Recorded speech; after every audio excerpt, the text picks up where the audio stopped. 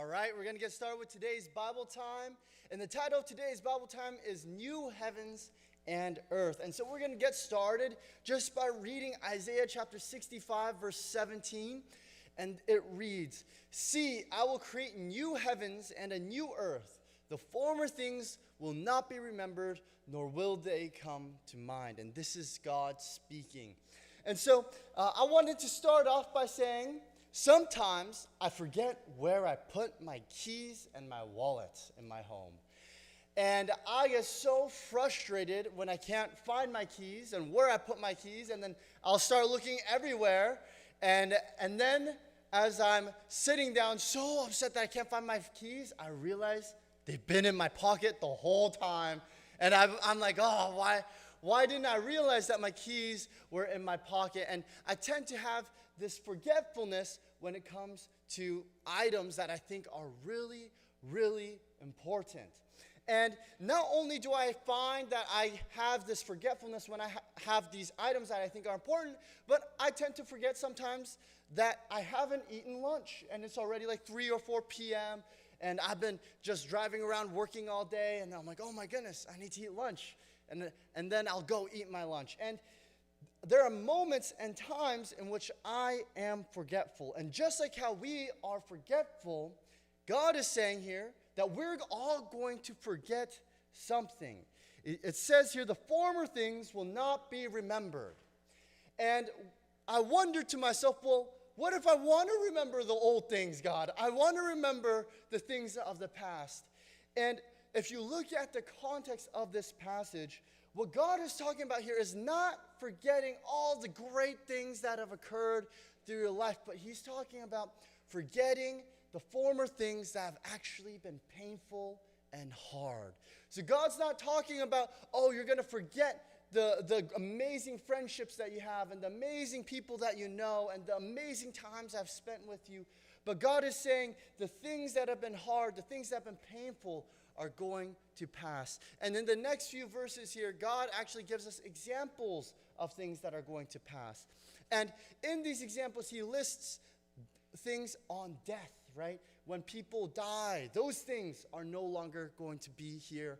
And instead, God is going to create a new heaven and a new earth for us to rejoice together in. And I oftentimes think, man, why do you need to create a new heaven and a new earth, God?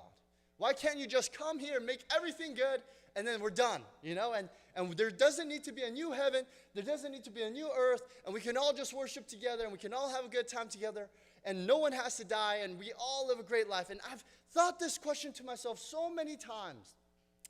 And so God brought me back to the beginning of the Bible. Now, who knows what happens at the beginning of the Bible? Anyone? What happens in the beginning? God creates the heavens and the earth, and then he creates people, right? He creates Adam and Eve. And what do Adam and Eve do? They were in the garden, and they actually sinned against God by eating the fruit of good and evil. And when they ate that fruit, that actually corrupted humanity, right? So we are now no longer perfect beings, and we can now sin, and we sin in our lives now. And because of this sin, God has to create a new heaven and a new earth. He can't just say, God is not able to be anywhere with sin. And that's why God sent Jesus to us. God says, because I love you so much, but I can't be with you because of your sin, I'm sending Jesus to die on the cross for you. And he's saying, because of the sin of this world, I'm actually going to create a new world, a new heavens, a new earth for us to be together, that we can be together in good health, in good life, having good relationship, good fellowship. And in fact, it is something that we can look forward to. How many of us have ever been hurt before in our lives? Yeah, hopefully all of us. I would think all of us have been hurt before in our lives. And how many of us actually want to remember all the times you've been hurt and actually want to experience that hurt again? No one? No one? I most definitely don't want to experience that hurt or that pain again. And just like how we don't want to experience that hurt and that pain, God doesn't want us to experience that hurt and that pain again. That's the heart of God.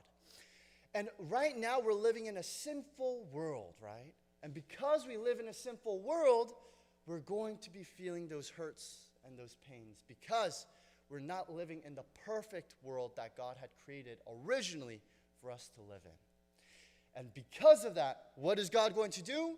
He's going to create new heavens and a new earth for us that we can rejoice and we can live in the fullness of his love, the fullness of his grace, and the fullness of who God is. And I'm going to end with this thought.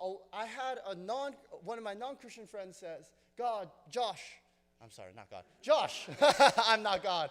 Josh, don't you think that it's going to be boring in heaven because all you're going to do is worship God? And I said, well, you don't realize is that's actually the most amazing experience that you can have, is worshiping God. And I actually believe that, it's not just, we're going to be singing songs the whole time. Because sometimes people think, worship is singing songs, so we're going to be singing songs for the rest of eternity, which I'm sure we'll sing for some portion of it, and we'll dance for some portions. But we'll also eat, and as we eat food, we'll be worshiping God. As we talk with one another, that will be worship with God. And we'll be in fellowship with God, and God will be with us. And that is the joy of being in the new heavens and the new earth.